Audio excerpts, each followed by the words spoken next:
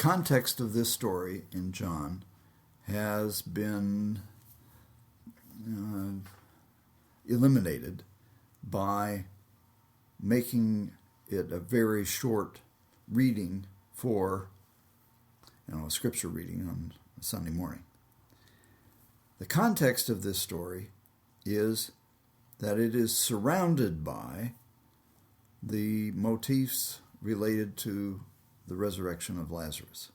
So just prior to this, John reports the anointing of Jesus at Bethany by Mary, Lazarus' sister, which is clearly out of gratitude for what Jesus had done. And then, when the great crowd of the Jews learned that he was there, they came not only because of Jesus, but also to see Lazarus, whom he had raised from the dead. So the chief priests planned to put Lazarus to death as well, since it was on account of him that many of the Jews were deserting and were believing in Jesus. And so then, the next day, the great crowd that had come to the festival heard that Jesus was coming to Jerusalem, and so on.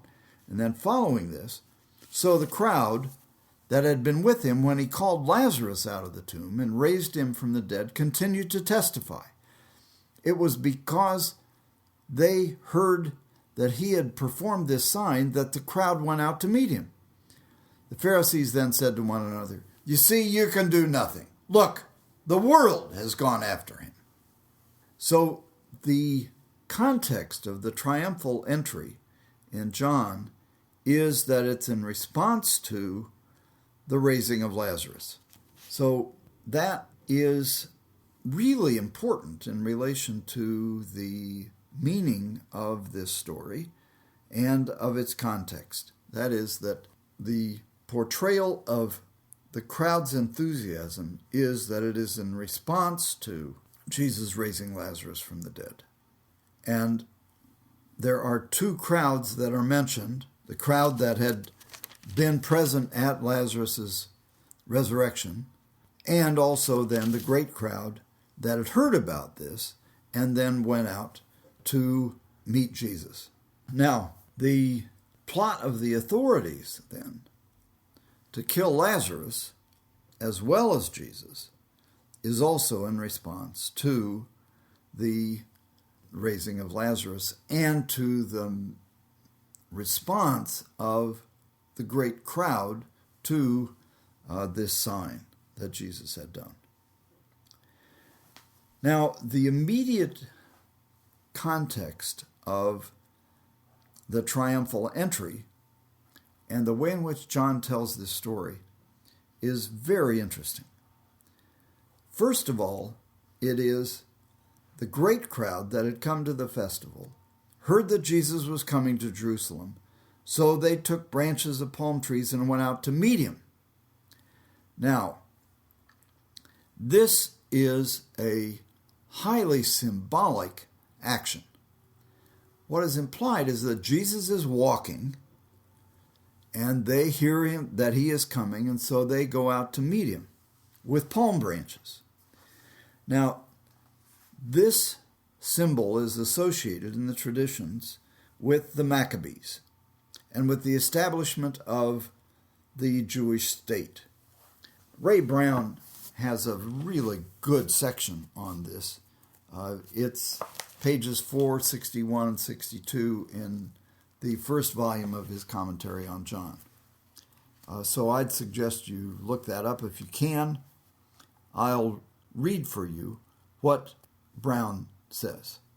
He cites Farmer's article in which he has argued that this gesture was evocative of Maccabean nationalism and was a symbol of nationalism that the palm appeared on the coins of the Second Revolt.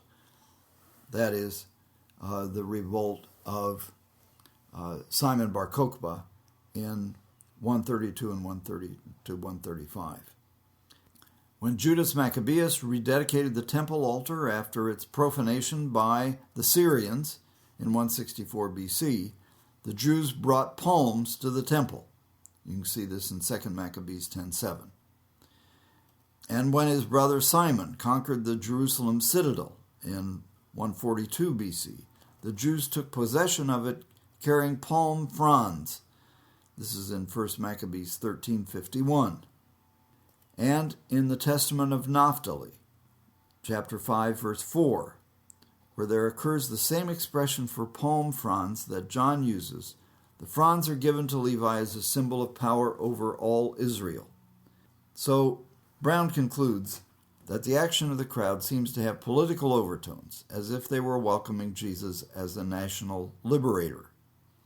And also that when they came out to meet him, that this was an expression used to describe the joyful reception of Hellenistic sovereigns into a city. So, for instance, Pergamum went out to meet Attalus III.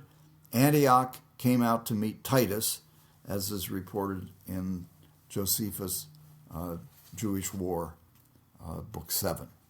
And also, then, John adds to the psalm, "Blessed is he who comes in the name of the Lord," the phrase, "the King of Israel," which is not in the psalm. So this also gives that initial introduction and acclamation of the crowd the context of the reception of Jesus as a national liberator.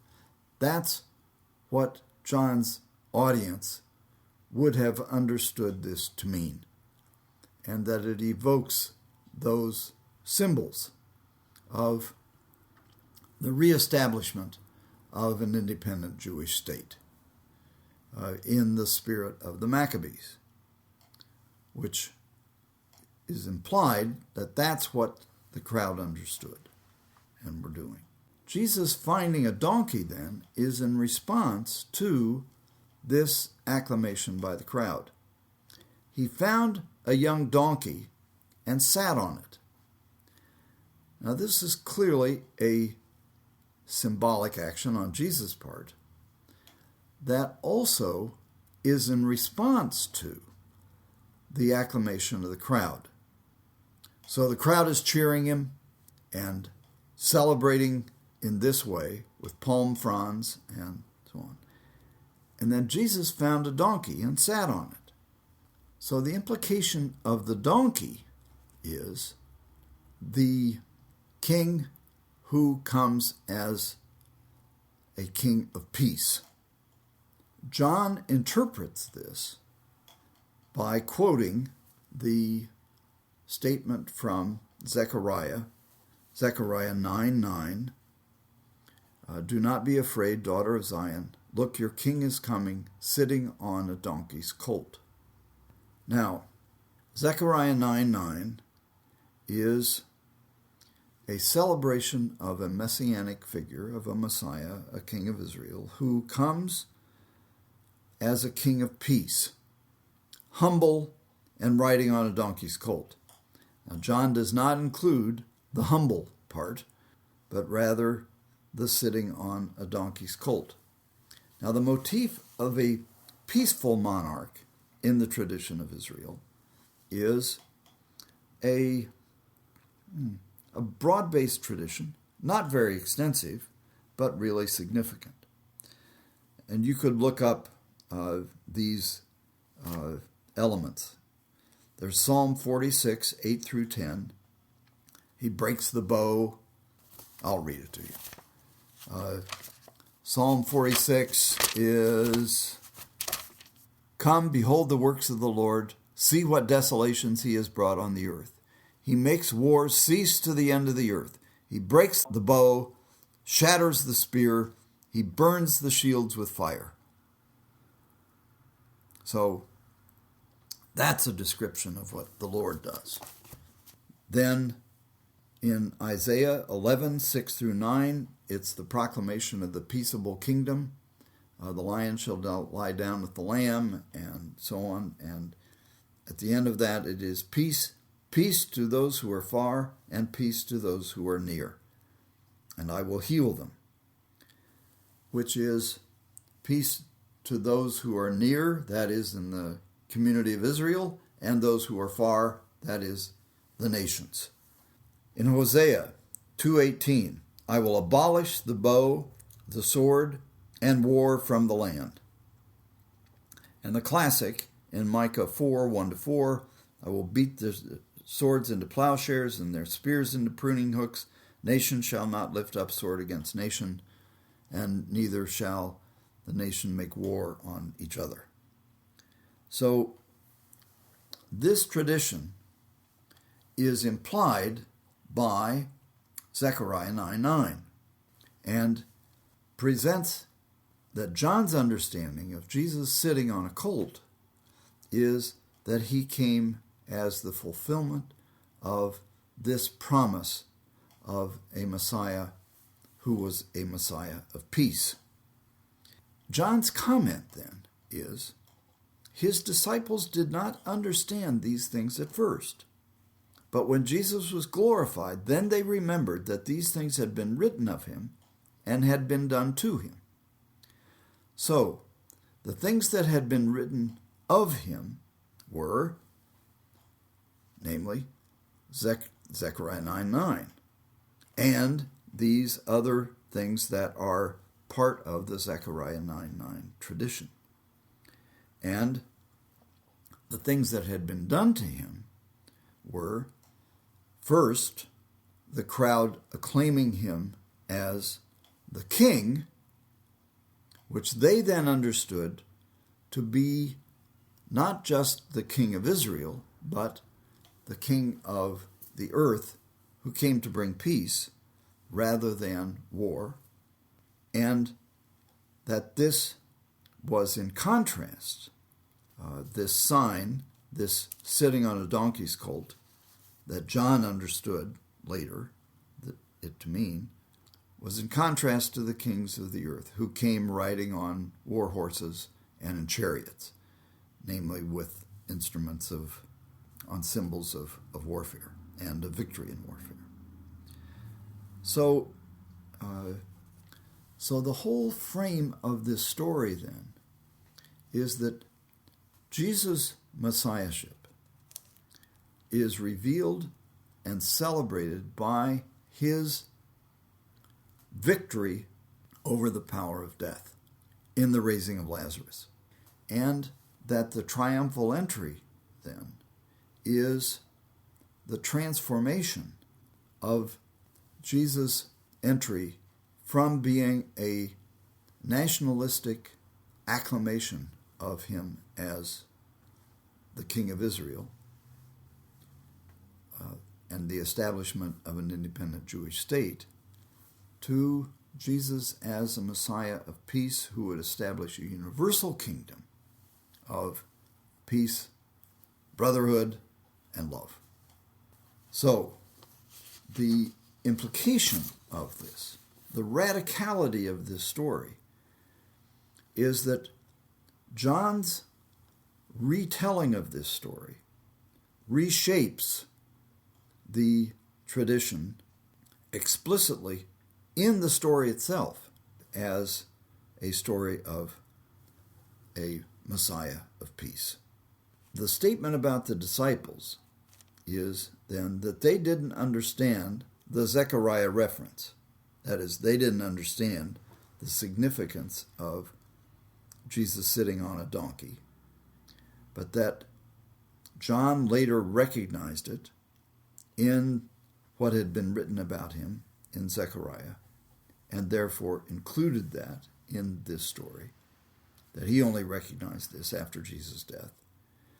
And they understood the significance of what was done to him, namely the acclamation of him as the King of Israel, by understanding his triumphal entry in the context of the raising of Lazarus and of this tradition of the Messiah as a Prince of Peace. This motif is also picked up later in the Pilate trial, when Pilate asks him, "Are you the King of the Jews?" And Jesus says, "My kingdom is not of this world, but it is of a different character." So in John, Jesus is the King of the Jews, but it does not mean a political kingdom, but instead a spiritual kingdom of peace. And the motif of the remembering is also present earlier in John's Gospel in the story of the cleansing of the temple. After, Jesus drove out the money changers, John comments, after he was raised from the dead, his disciples remembered that he had said this, namely, this temple has been under construction for 46 years, and will you raise it up in 3 days?